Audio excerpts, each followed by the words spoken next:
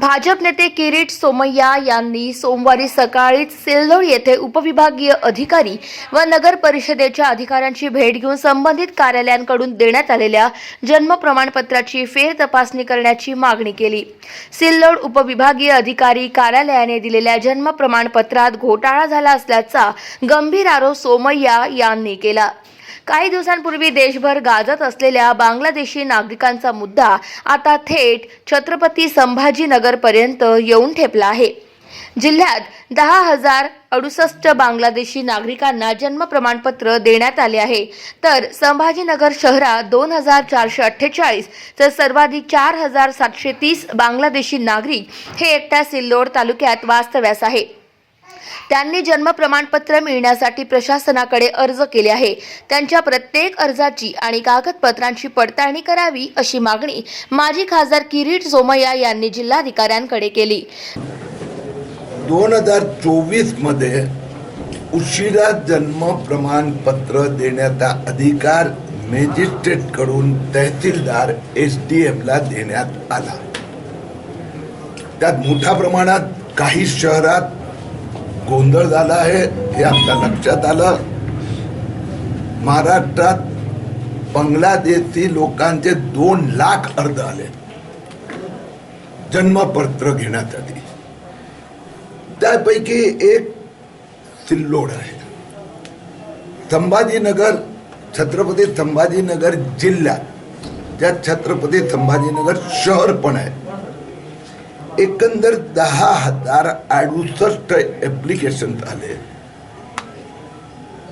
9 तालुके संभाजीनगर शहर, 10,068 पैकी 4,730 अर्ज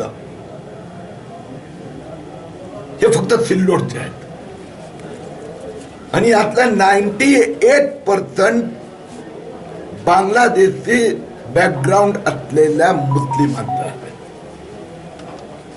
टोटल सिल्लोड जिल्ह्याची लोकसंख्या 4 लाख, मुस्लिम 1 लाख, पण उशिरा जन्म प्रमाणपत्र मागण्यासाठी हिंदूंचे 2-4%।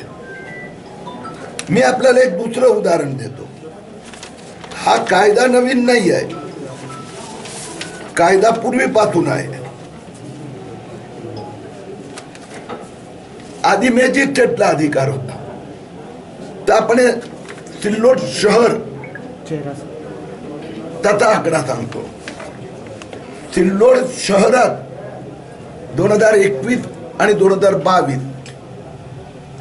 मॅजिस्ट्रेटनी उशिरा जन्म प्रमाणपत्र देण्याचे निर्देश दिले। अशी किती संख्या? 2 वर्षाची मिळून 102। आणि 2024 मध्ये किती? 1335। म्हणजे एवढे 50 लोकांना मॅजिस्ट्रेट न्यायालय आदेश द्यायचे।